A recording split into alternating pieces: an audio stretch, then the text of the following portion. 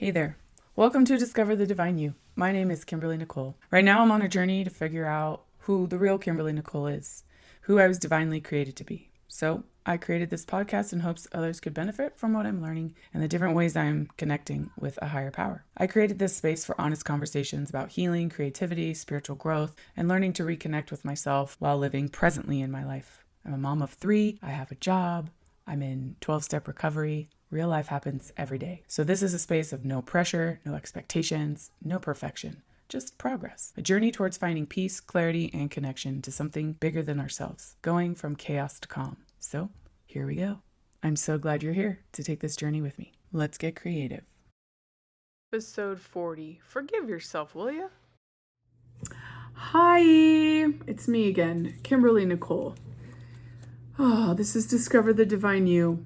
I'm cold. I know it's like 1,000 degrees outside, at least where I live. But the AC is on in my house and it's hot upstairs and I'm chilly down here. So I don't want to smoke out the people upstairs. So I'm just going to put on my comfs. I also kind of just needed a little bit of extra love and care for this next topic because it is about self-forgiveness. And I need to take some deep breaths and just like invite higher power into this one. I already feel myself welling up with tears as this topic is even being spoken about right now because it's a heavy one for me. I find it very difficult to forgive myself for things, especially things I did that at the time I don't feel like I really knew what I was doing, but I knew what I was doing. I don't know if that makes any sense. Any harm that I've ever done to myself and or other people, that is really hard for me to let go of. And forgiving myself, number one, forgiving myself for not being perfect. That's a huge one because I, somewhere down the line, got the idea in my head that if you were not perfect, you were not mine. Like God saying, if you're not perfect, you're not mine. I don't believe that today, at least not in my logical brain. My recovered brain doesn't believe that. But some of the little Kimberlys in here do. And that makes me sad. And I'm working with them. I'm working with them to come to terms with the fact that they are loved no matter what. And they deserve forgiveness just like everybody else. And they are no worse or better than any other person, place, or thing on this planet. So self-forgiveness. That is a big, heavy topic, I'm sure, for anyone who's ever been a sibling or a parent or a child or just existed at all on this planet. So if you don't have an issue with forgiveness for yourself, like my hat is off to you and I want what you have. That is my desire, to get to a place where I can love, forgive, and accept myself unconditionally. They're like, oh, you have to do this if you want forgiveness. I don't even do that to any other person in my life. Like, I do hate apologies. When I was young, they became really pointless, just like a lip service type of vibe. So I developed this like aversion to I'm sorry. I'm all about acknowledging your part in things. Like, I did this, it hurt you, I'm sorry, and this is what I'm going to do to prevent it in the future. That's great. But you can say sorry to me all day long, but if nothing changes, then nothing changes, and you're just going to do it again and again and again and again and again. You'll get to the point where I'm like, yeah, sure, whatever. And I have zero trust or faith that you are going to do what you say you're going to do, or not do for that matter.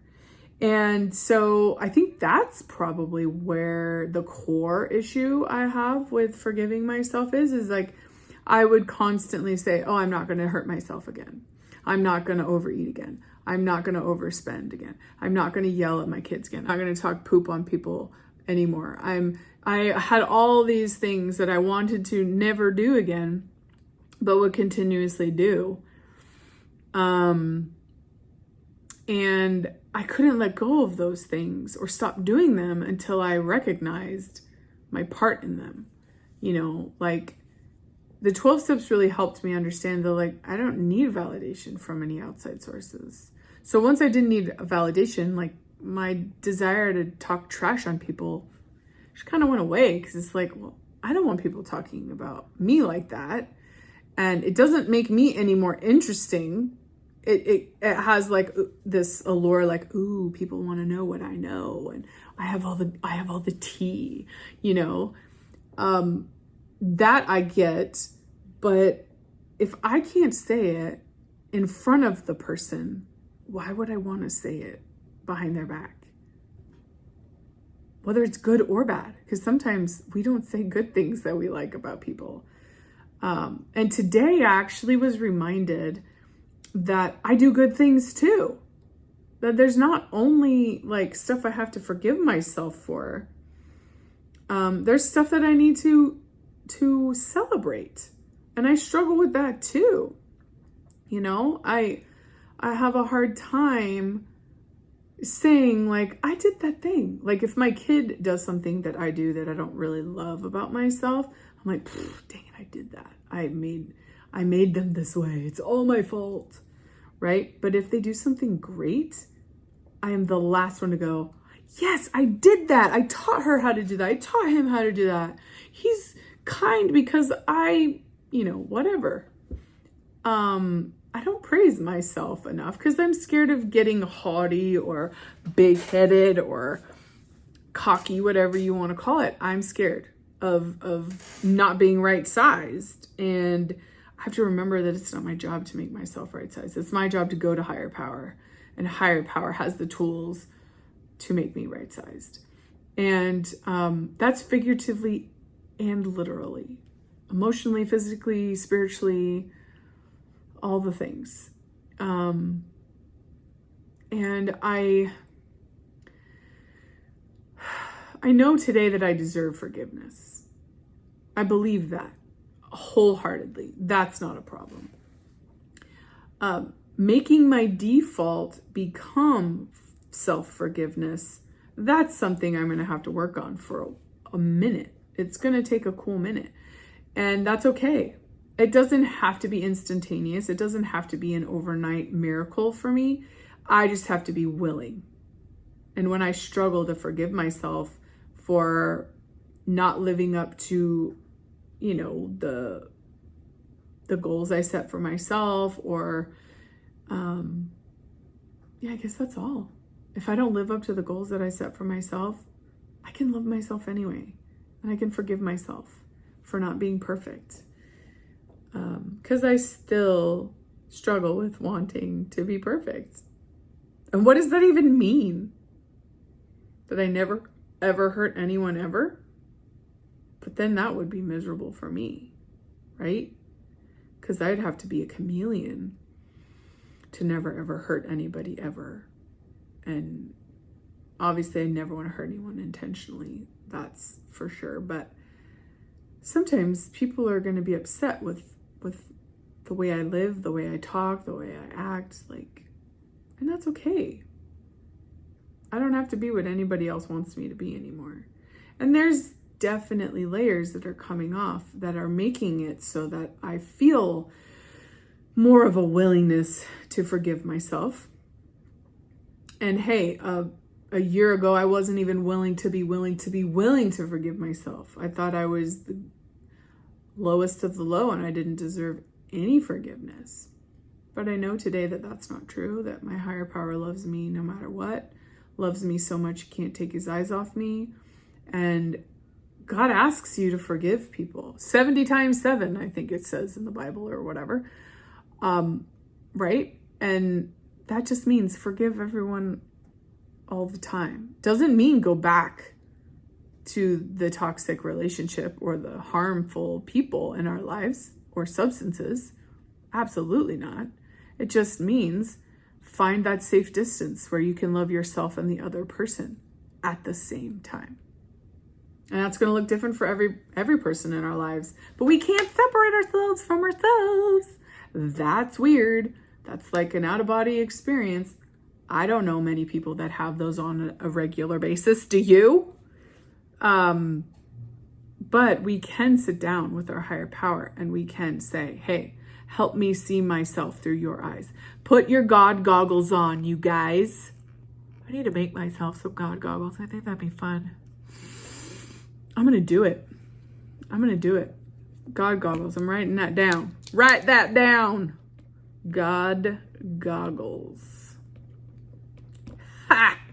Make them. Okay. Put your God goggles on. I need to put my God goggles on. See myself through God's eyes. And let myself be. And when I don't do what I think is right, forgive myself. Love myself. Give myself a little bit of grace and understanding. And remember, I am the only one that can keep this baby girl alive. So I've got to love her, all the parts of her. Just give her a big squeeze and let her know that she is loved, she is forgiven, she is seen and heard and held. And that is so very important. And so I challenge you to do that for yourself today. Even if you don't mean it, forgive yourself. Pray for yourself, pray to be forgiven. Pray for you to forgive yourself until you feel like praying. Or meditate on it until you feel like meditating. Or just say it out loud. I forgive you, you sweet, cute little thing. Look in the mirror and just every time you walk past, say, I love you and I forgive you. And you're so cute. And eventually you're going to start to believe it. And so that's what I've been doing. And I really like it. And I feel a lot lighter. I'm not carrying around all those unforgiven burdens because they weigh heavy on my heart.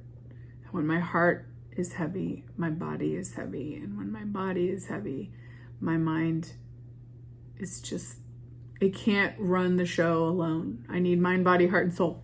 I need all of them. So the heavier they all are, the more they drag me down into the bitterness and endless woe. Or whatever you want to call it, the darkness. And I don't want to live there anymore. I want to live in a happy, joyous, and free land filled with love and light and rainbows and sunshine and unicorns and mermaids and call it La La Land. I don't care. I'm going to go there. You can come visit if you want, but if not, I'll be chilling with the fairies, right? Forgiving fairies. So forgive yourself today. Do something fun that excites you, that makes you feel alive, that allows you to create with your creator. And I will see you tomorrow. Hey, thanks so much for being here today. You're my favorite. I'm so glad you came. I know life is busy, so I really do appreciate the time you're taking to do some self-care and hang out with me for a little bit. If something that we talked about today resonated with you and you want to dig a little deeper, I put together a 5-minute creative reset guide called Chaos to Calm that you can access in the show's description. And I would be so grateful if you'd subscribe and share this podcast with someone out there that you think could benefit from what we're creating here together. Also, remember, I am just sharing my experience, strength, and hope as I understand it here. So if bigger emotions come up, please take care of yourself and reach out to a licensed professional or someone that you trust for support. You are not alone in this. So, until we create together again, please be kind to yourself and do something creative because you deserve it.